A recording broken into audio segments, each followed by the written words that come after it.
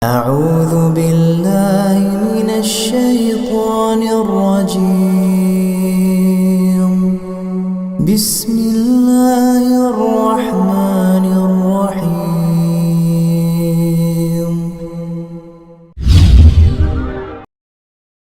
Assalamualaikum warahmatullahi wabarakatuh.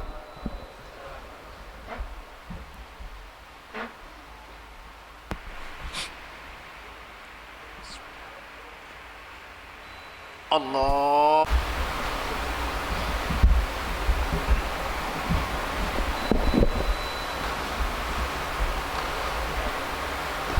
Innal hamdalillah nahmaduhu wa nasta'inuhu wa nastaghfiruh wa na'udzu billahi min syururi anfusina wa min sayyiati a'malina. May yahdihillahu fala mudilla lahu wa may yudlil fala hadiya lahu. Asyhadu an la ilaha illallah wahdahu la syarika lahu wa asyhadu anna Muhammadan abduhu wa rasuluh. Allahumma salli ala Muhammad wa ala ali Muhammad kama sallaita ala Ibrahim wa ala ali Ibrahim wa barik ala Muhammad wa ala ali Muhammad kama barakta ala Ibrahim wa ala ali Ibrahim innaka Hamidum Majid. Ma'asyiral muslimin hafizakumullah, usikum wa nafsi bitaqwallah faqad fazal muttaqun.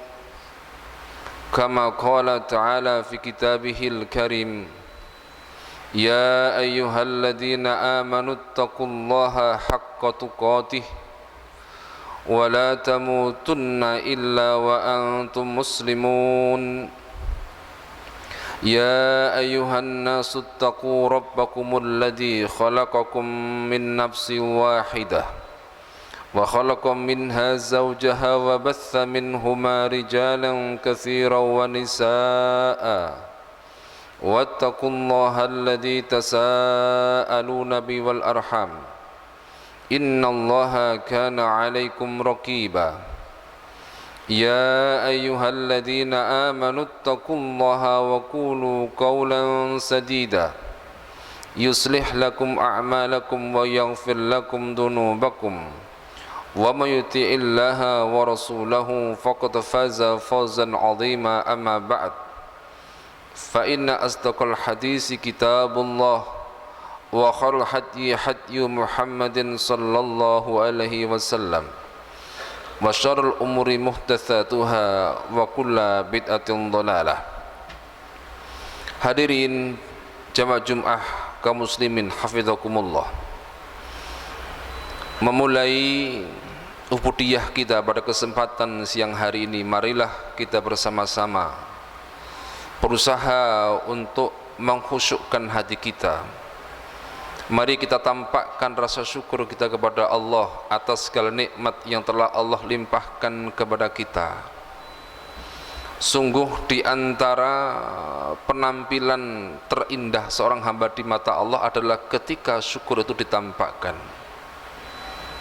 Sebagaimana sabda Nabi sallallahu alaihi wasallam, innallaha yuhibbu ayyara athara ni'mati ala abdihi. Sungguhnya Allah suka melihat jejak nikmat itu dalam diri seorang hamba. Karena itu marilah kita berikan hak Jumat ini sebagaimana Allah mensyariatkannya kepada kita. Ya ayyuhalladzina amanu idza nudiya lis-salati min yaumil jumu'ati fas'au ila dzikrillahi wa darul bai'. Jadi kita datang ke tempat mulia ini tidak lain adalah untuk mengingat Allah.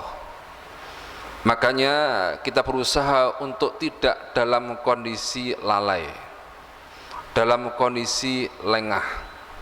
Marilah kita jaga fokus dan konsentrasi kita agar setan tidak mengalahkan kita. Hadirin jamaah sekalian hafizakumullah,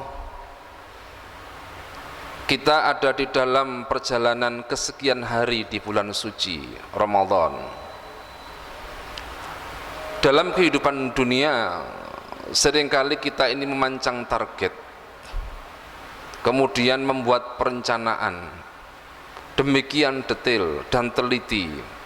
Mengapa? Karena kita ingin berhasil. Kita yakin bahwasanya pada perencanaan itulah ada tempat daripada keberhasilan itu. Dunia yang sementara kita rancang sedemikian rupa. Lalu mengapa Ramadan yang demikian agung, yang nuansa ukhrawinya demikian kental, kemudian kita tidak merencanakan dengan sebaik-baiknya? Dalam kesekian hari perjalanan, apakah kita sudah mengevaluasi kita telah mendapatkan apa? Jamaah sekalian hafizakumullah, sedikit saya ingin sampaikan atau saya ingin mengajak berpikir kepada kita semuanya tentang menghayati Ramadan ini. Istilah Ramadan dalam Quran itu hanya satu saja, dan ayat puasa itu 5 saja dalam Al-Quran yang sekian banyak itu. Lalu di dalam ayat-ayat itu Allah memberikan pengertian tentang Ramadan, sebagaimana Allah firmankan dalam surat Al-Baqarah 185. Allah berfirman, "Syahrul Ramadan alladzi unzila fihil Qur'an hudal linnasi wa bayyinatin minal huda wal furqan." Jadi Allah memberikan pengertian di sini bahwasanya Ramadan itu adalah bulan yang di dalamnya Allah turunkan Quran, petunjuk bagi semua manusia, serta penjelas-penjelas dari petunjuk itu dan pembeda antara yang hak dan yang batil. Ini perlu kita garis bawahi besar-besar, dan kita perlu untuk menghayati ini agar kita menemukan hakikat dari Ramadan itu. Bahwasanya Ramadan itu lekat dengan petunjuk. Sekarang untuk bisa menghargai petunjuk itu, kita harus memahami juga petunjuk itu seperti apa nilainya. Imam Hasan Al-Basri pernah mengatakan bahwa dunia ini adalah tempat hukuman bagi Adam. Berarti dunia ini bukan tempat Adam, termasuk tempat bagi anak cucu Adam. Dunia ini adalah tempat ujian, sehingga Nabi mengatakan ad-dunya sijnul mu'min wa jannatul kafir. Dunia itu adalah penjara bagi orang beriman dan surga bagi orang yang kafir, bagi orang yang tidak beriman. Ya seperti statusnya tadi. Maka sebenarnya dunia ini ya sementara saja bagi kita, seperti kata Nabi, kun fid dunya ka'annaka gharib au abirun sabil. Jadilah engkau di dunia itu seperti orang asing dan orang yang sedang dalam perjalanan lalu mampir sebentar. Jadi ini bukan tempat tinggal kita. Petunjuk itu adalah ketika kita sudah keluar dari tempat tinggal kita itu, kemudian kita nanti bisa kembali lagi ke tempat asal kita. Di mana tempat asal kita? Tempat asal kita itu adalah surga, karena dari situlah bapak kita berasal. Orang yang sesat adalah orang yang ketika dia keluar dari tempat asal itu, dia tidak bisa kembali lagi ke sana. Karena itulah kemudian ketika Adam dan iblis diturunkan dari dunia, Allah menyampaikan, kulnah bitu minha jami'a fa imma ya'tiyannakum minni huda faman tabi'a hudaya fala khaufun alaihim walahum yahzanun. Kami firmankan, keluarlah kalian semua, iblis, Adam dan juga iblis. Maka adapun jika datang kepada kalian petunjuk, barang siapa yang mengikuti petunjukku, dia tidak akan khawatir. Wala khaufun fima yastaqbiluna, kata para ahli tafsir. tidak khawatir menghadapi masa depan yang akan dihadapi. Wala yahzanun, dan mereka tidak sedih amma yatrukuna, tidak sedih dengan dunia yang akan ditinggalkan. Maka apa penentuan petunjuk itu di sini? Setelah Allah turunkan Adam dan iblis, Allah berikan petunjuk.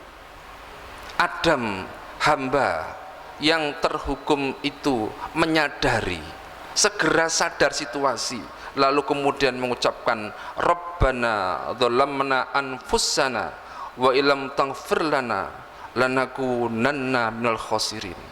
Lalu dijalanlah hidup 1000 tahun itu di dalam bimbingan petunjuk.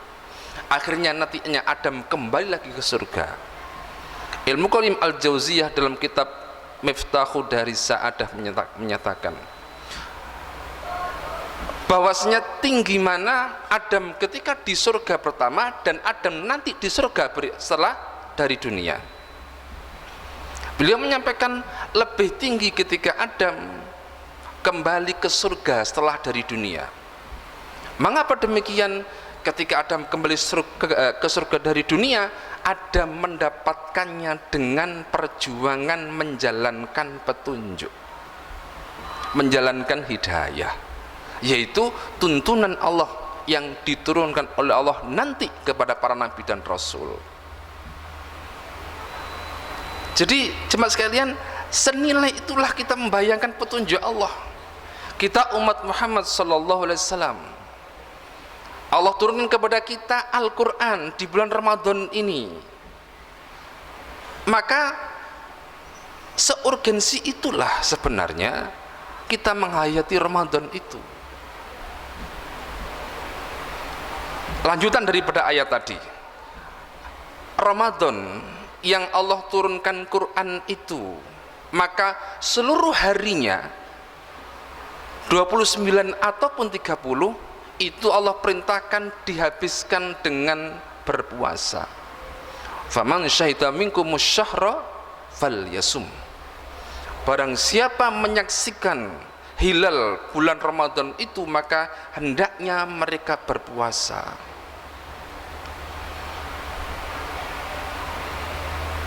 Jadi begitu cara memuliakan Ramadan itu. Pertanyaannya, untuk apa berpuasa? Kembali lagi kepada ayat 183. Ya ayyuhalladzina amanu kutiba alaikumussyam kama kutiba alal ladzina min qablikum la'allakum tattaqun. Wahai orang-orang beriman, diwajibkan kepadamu puasa sebagaimana diwajibkan kepada orang-orang sebelum kalian agar kalian bertakwa. Seberapa hari? Ayyamam ma'dudat, di hari-hari tertentu. Itulah Ramadan. Itulah Ramadan. Jadi apa tujuannya kita sekarang sedang siam ini? Di hari yang Allah turunkan Quran ini, atau di bulan yang Allah turunkan Quran ini, adalah agar kita mendapat satu kualifikasi penting dalam hidup manusia, yaitu ketakwaan. Kalau derajat, jelas Allah berfirman, inna akramakum indallahi atqakum. Tapi dalam kaitan dengan Quran, apa ketakwaan itu? Hadirin sekalian, lafaz ayat tadi menyebutkan bahwasanya Quran yang diturunkan oleh Allah di bulan Ramadan itu peruntukannya bagi semua manusia. Tetapi tidak semua manusia akan mengambilnya atau mampu untuk mengambilnya sebagai petunjuk. Siapa yang mampu? Itulah orang-orang yang bertakwa. Sebagaimana firman Allah, dzalikal kitabu la raiba fih hudal lil muttaqin. Jadi kitab itu yang tiada keraguan di dalamnya adalah petunjuk bagi siapa? Bagi orang yang bertakwa. Inilah orang yang mendapatkan petunjuk itu dengan sebenarnya. Tidak semua manusia, tapi orang yang mendapat kualifikasi tertentu yang bernama takwa tadi. Sehingga seorang ahli tafsir Syekh Sa'di mengatakan bahwasanya al-muttaqun alladzina atau bi akbar asbab li husulil hidayah. Orang bertakwa itu adalah orang yang mendapatkan sarana terbesar untuk mendapatkan hidayah, yaitu apa? Ketakwaan. Maka dapat dikatakan jemaah sekalian, Ramadan kita ini tidak lain adalah semacam installing takwa dalam jiwa kita. Proses memasukkan aplikasi dalam jiwa kita, aplikasi agar kita nanti bisa untuk mendownload petunjuk-petunjuk Quran itu untuk diri kita. Nah, sekarang mari kita tengok bagaimana sinyal, bagaimana kuota kita hari ini untuk bisa mendownload takwa itu. Bagaimana wifi rohaniyah kita? Apakah mampu untuk apa? Untuk dengan cepat mendownload takwa itu, sehingga kemudian aplikasi itu nanti akan tertanam di dalam diri kita. Ini proses penting. Maka kalau kemudian sinyal kita ini turun naik, turun naik, turun naik, maka berat kita untuk mendownload aplikasi yang sangat berharga itu yang bernama takwa itu. Jamaah sekalian hafizakumullah. Maka marilah kita buat bahwa Ramadan adalah sebuah sejarah penting di dalam kehidupan kita. Yang kalau kemudian kita gagal di satu kesempatan, maka kita bertaruh untuk kesempatan berikutnya. Atau paling tidak sekarang bisa jadi hari-hari kita ini adalah menobati Ramadan kita sebelumnya, yang dengan itu semoga Allah menggantinya pada tahun ini, sehingga ini menjadi Ramadan terbaik yang pernah kita capai. Nah, dalam kaitan dengan Quran, mari sekarang kita berbicara tentang indikator, tentang tanda-tanda keberhasilan. Keberhasilan itu bisa kuantitatif, bisa kualitatif, bisa dihitung dengan angka atau yang sifatnya itu kualitas.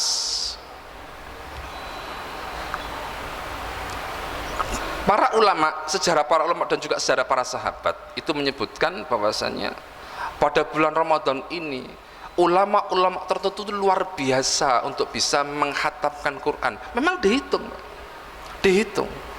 Ada yang khatam mungkin 4 kali selama Ramadan, ada yang mungkin 7 kali, ada yang 10 kali karena tiap 3 hari khatam, ada yang sehari itu 2 kali khatam, seperti misalnya Imam Syafi'i rahimahullahu ta'ala, sehari 2 kali khatam, berarti sebulan 60 kali khatam. Itu pun kalau tidak di angka yang semakin besar ketika di 10 hari terakhir bulan Ramadan. Itu bagaimana kok bisa? Ketika orang dapat petunjuk dari Allah Subhanahu wa taala untuk menikmati membaca Quran, maka tidak ada yang sulit. Dia akan diberikan waktu barokah, diberikan energi barokah, diberikan mata yang barokah, lidah yang barokah yang tidak kenal lelah untuk melafadzkan lafaz-lafaz Al-Quran itu. Itu kuantitatif sifatnya, bisa diangkakan. Mari sekarang kita bandingkan dengan diri kita. Kehidupan sosial kita sekarang ada satu fenomena yang dapat dikatakan hampir semua orang itu terdampak. Apa itu? Benda gepeng yang namanya HP. Benda gepeng yang namanya HP. Apa perilaku manusia, perilaku orang yang punya HP itu? Perilakunya apa? Perilaku orang punya HP itu biasanya kalau HP itu tertutup, dia itu ingin buka. Kalau sudah buka, enggan menutup. Buktinya apa? Buktinya kadang-kadang imam itu menyampaikan kepada para jamaah yang kami harap untuk men-silent atau mengaktifkan HP-nya. Loh, mengapa? Memang kadang-kadang demikian. Sampai salam itu, apa yang pertama kali dibuka adalah HP-nya dulu. Mengapa? Karena ketika sholat tadi bergetar di saku itu, penasaran. Jadi sangat penasaran sekali dengan apa? Dengan apa yang nanti akan dilihat dari HP itu. Bagaimana tadi? Kalau HP tertutup ingin buka, kalau sudah buka enggan menutup. Sekarang Quran. Apakah seperti itu pelakuan kita kepada Quran? Ketika Quran tertutup maka kita ingin membuka, dan ketika apa? Kita buka, kita enggan menutupnya. Kalau tidak, betapa tidak adilnya kita.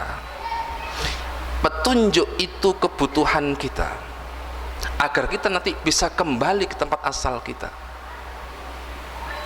Ini adalah pertaruhan hidup yang tidak main-main. Jadi ketika kita bicara petunjuk adalah sebuah pertaruhan hidup yang tidak main-main bagi manusia. Tapi kadang-kadang tersingkirkan oleh apa? Oleh hal-hal yang lain, perhatian kepada Al-Quran itu. Itu yang sifatnya kuantitatif. Terakhir yang sifatnya kualitatif terkait dengan Quran itu, Allah di beberapa ayat memberikan indikator tentang bagaimana orang itu yang dapat hidayah Quran. Wa idza tuliyat alaihim ayatuhu zadathum imana. Kalau dibacakan kepadanya ayat maka bertambah imannya. Para ulama mengatakan ziyadatul iman bi ziyadatil ilmi. Bertambahnya iman itu karena bertambahnya ilmu, bertambahnya pemahaman kepada Al-Quran itu akan menambah iman. Ini yang sifatnya intelektual, kognitif, pengetahuan. Ada yang di level fisik, bahkan di level fisik. Allah menggambarkan dalam surat Az-Zumar, Allahu nazzala ahsanal hadisi kitaban mutasyabiha mathaniya taksyairu minhu juludul ladina yakhshawna rabbahum thumma talinu juludum wa qulubuhum illa dzikrillah dzalika hudallahi yahdi bihi may yasha. Allah menurunkan ucapan terbaik, pembicaraan terbaik. Apa itu? Kitabam mutasyabiha, satu kitab yang mirip-mirip sebagian ayatnya, mathaniya yang diulang-ulang juga sebagiannya. Lalu apa efeknya? Taksyairu minhu juludul ladina yakhshawna rabbahum, meremang kulit orang-orang yang takut kepada Rabb-nya. Sampai fisik efeknya, meremang kulit itu ketika baca Quran itu. Summa talinu juluduhum wa qulubuhum ila dzikrillah, kemudian menjadi lembut kulit dan hati orang itu karena dia ingat kepada Allah. Kata Allah, itulah petunjuk dari Allah. Dzalika hudallahi yahdi bihi may yasha. Itulah petunjuk yang diberikan oleh Allah kepada orang yang dikehendaki. Jemaah sekalian, di sekian hari Ramadan yang telah lewat ini, apa yang telah kita dapatkan? Paling tidak ukurannya dalam interaksi kita dengan Al-Quran tadi. Seberapa pemahaman kita bertambah, seberapa kali kita khatam, dan yang lebih tinggi lagi, seberapa rasa takut kita bertambah kepada Allah Subhanahu wa taala dengan Quran-Quran yang kita baca itu. Karena itulah yang nanti akan menata hidup kita untuk bisa selamat. Rasa takut kita kepada Allah itu. Maka di sekian hari ini apa yang kita dapatkan? Kalau tidak, atau kalau belum, maka kita harus bermujahadah lebih keras lagi, dan kita banyak bertobat kepada Allah Subhanahu wa taala. Semoga Allah mudahkan kita semua. Barakallahu li wa lakum fil Qur'anil azim wa nafa'ani wa iyyakum bima fihi min ayati wa dzikril hakim wa taqabbalallahu minni wa minkum tilawatahu innahu was-sami'ul alim.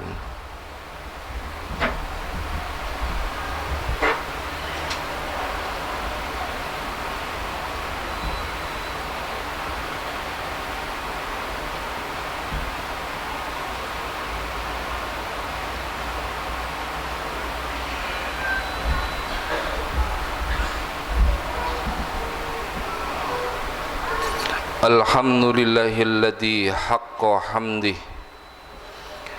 Alhamdulillahilladzi hamdan katsiran tayyiban mubarakan fih kama yuhibbu rabbuna wa yarda. Alhamdulillahilladzi 'adada khalqihi wa rida nafsi wa zinata arsyih wa midada kalimatih. Asyhadu an la ilaha illallah wahdahu la syarikalah wa asyhadu anna Muhammadan abduhu wa rasuluh la nabiyya wa la rasula ba'dah. Ma'asyiral muslimin, hafizakumullah, usikum wa iyaya bitaqwallah. Faqad faza man ittaqa. Qala Allah Ta'ala fi kitabihil karim, ya ayyuhalladzina amanu taqullaha wal tanzur nafsum ma qaddamat lighad wattaqullah innallaha khabirum bima ta'malun. Hadirin jemaah sekalian, hafizakumullah, ketika kita dipanggil oleh Allah Subhanahu wa taala sebagai orang-orang beriman, maka itu adalah panggilan pemuliaan dari Allah Subhanahu wa taala. Ketika Allah memanggil kita sebagai orang beriman untuk berpuasa, karena hanya orang beriman yang mampu untuk melakukan siam, maka apakah kita termasuk di antara orang yang terpanggil itu? Apakah kita termasuk dalam golongan orang-orang yang sudah diseru oleh Allah itu, kemudian kita dengan merasa mulia dipanggil oleh Allah? Mengapa demikian? Karena hanya orang-orang yang merasa punya kecintaan kepada Allah yang akan merasa terpanggil dengan panggilan ya ayyuhalladzina amanu. Sebagaimana firman Allah Subhanahu wa taala dalam surat Yunus, ala inna awliya Allahi la khaufun alaihim walahum yahzanun alladzina amanu wa kanu yattaqun. Ketahuilah, sungguh kekasih Allah itu adalah orang-orang yang tidak ada rasa khawatir dan sedih. Merekalah orang yang beriman dan orang-orang yang bertakwa. Jadi ketika iman itu dalam proses tertentu menjadi takwa dan tergabung keduanya, maka pribadi itu akan menjadi pribadi kekasih Allah. Dan bagi mereka lahumul busyra fil hayati dunya wal akhirah. Bagi mereka kabar gembira di dunia dan di akhirat. Maka Ramadan inilah Ramadan atau saat yang kita patut untuk bergembira, dan semoga Allah memberikan rasa itu kepada kita. Seperti perintah Allah, kul bifadlillahi wa birahmatihi fabidzalika falyafrahu huwa khairum mimma yajma'un. Katakanlah wahai Muhammad, dengan anugerah Allah dan dengan rahmatnya, hendaknya dengan itu orang-orang beriman itu bergembira. Huwa khairum mimma yajma'un, itu lebih baik daripada dunia yang mereka kumpulkan. Anugerah apa dan rahmat apa yang kita itu kemudian orang-orang beriman itu bergembira dengannya, itu lebih baik daripada dunia yang dikumpulkan.